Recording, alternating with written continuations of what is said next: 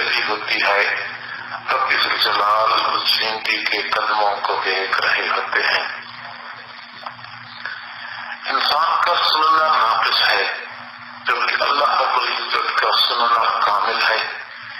انسان کو اونچی آواز تو سنائی دیتی ہے، آہستہ آواز سنائی نہیں دیتی۔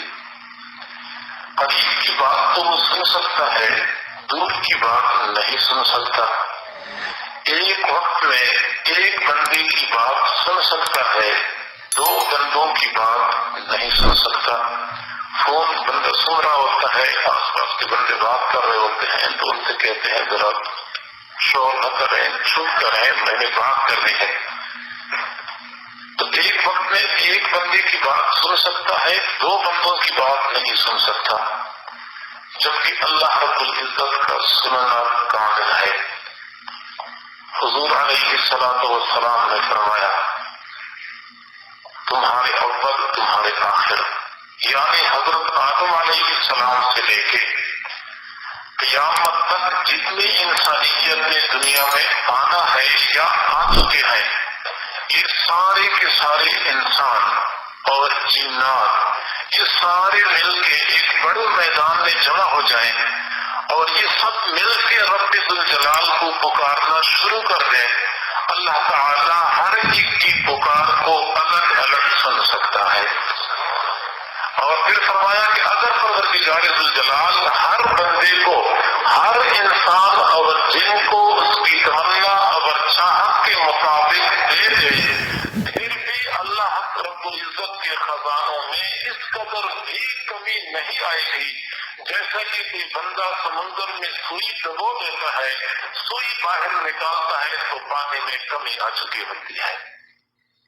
رب ذوالجلال وسیع قدرتوں والا، رب ذوالجلال وسیع خزانوں والا، اس کائنات کے اندر اللہ تعالیٰ کی تعریف کا حق جو ادا کیا ہے وہ حضور علیہ الصلوۃ والسلام نے ادا کیا ہے۔ آپ علیہ الصلوۃ والسلام نے دعا مانگی، اللہم لا احصی ثناء علیک، اللہ میں تیری تعریف کر ہی نہیں سکتا۔ اصل ایک کمال بندگی ہے کہ بندہ اللہ رب العزت کی تعریف سے بھی اپنے آپ کو قاصر سمجھے۔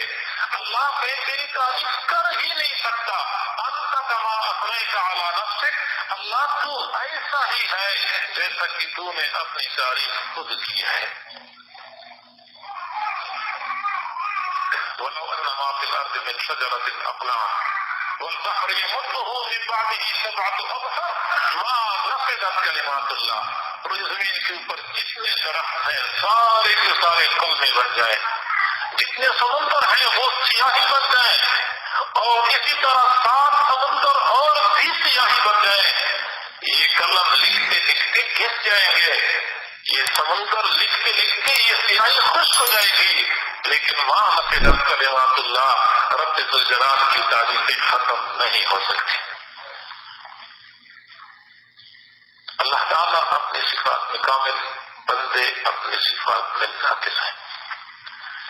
اللہ تعالیٰ نے بندوں کو کچھ کمالات اور کچھ صفات عطا فرمائی ہے، لیکن یہ بندوں کے پاس جو کچھ بھی ہے ان کا ذاتی نہیں ہے، رب ذوالجلال سے لیا ہوا ہے، لہذا بندوں کو چاہیے کہ اس حقیقت کو مد نظر رکھیں۔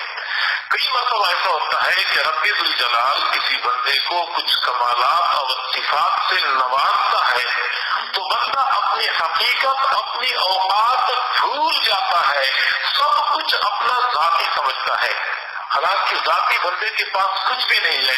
بندے کو چاہیے کہ رب ذوالجلال کے سامنے اپنے آپ کو مٹا دے، اپنی حیثیت، اپنی وقت، اپنی اوقات اپنی نگاہوں میں ہیچ ہو جائے۔ یہ بندے کی کیفیت ہونی چاہیے، اور اسی کو بندگی کہتے ہیں۔ بندے کو بندگی سے ہے، بندہ جب خدائی کا لہجے میں بولنا شروع کر دیتا ہے، بندہ جب رب ذوالجلال کی خدائی میں ہاتھ ڈالنے کی کوشش کرتا ہے، رب ذوالجلال ایسے بندے کو قطعاً برداشت نہیں کرتا۔ پروردگار ذوالجلال کو وہ بندے پسند ہیں جس کے اندر میں نہیں ہوتی، جو اپنے آپ کو کچھ سمجھتے نہیں ہیں، اپنے آپ کو مٹا دیتے ہیں، اپنے تمام تر کمالات کے باوجود اپنے اندر ان کو کوئی خوبی نظر نہیں آتی۔ حضرت سیدنا صدیق اکبر رضی اللہ تعالیٰ عنہ کے اندر کامل درجے کی عاجزی پائی جاتی تھی. اللہ تعالیٰ نے کیا مقام عطا فرمایا تھا. ہمارا یہ عقیدہ ہے کہ انبیاء کرام کے بعد بشر میں، انسانیت میں، جنات میں جو اعلیٰ مقام کا بندہ ہے وہ حضرت سیدنا صدیق اکبر رضی اللہ تعالیٰ عنہ ہے. لیکن اس کے باوجود اپنے آپ کو اس قدر بٹھایا ہوا تھا کہ حضور علیہ الصلوۃ والسلام نے فرمایا من اراد ان ينظر الى المیت یمشی علی الارض فلینظر الى ابن ابی قحافہ رضی اللہ تعالیٰ عنہ. جو بندہ چاہتا ہے کہ زمین کے اوپر چلتی پھرتی لاش کو دیکھ لے وہ سیدنا صدیق اکبر کو دیکھ لے. تو بندے کو بندگی زیبا ہے، رب ذوالجلال کو کبریائی سجتی ہے. کوئی بندہ بھی بندگی چھوڑ کے خدائی کی طرف ہاتھ بڑھاتا ہے تو پروردگار ذوالجلال نے فرمایا الکبریاء ردائی والعظمۃ ازاری. یہ کبریاء یہ میری چادر ہے، یہ عظمت یہ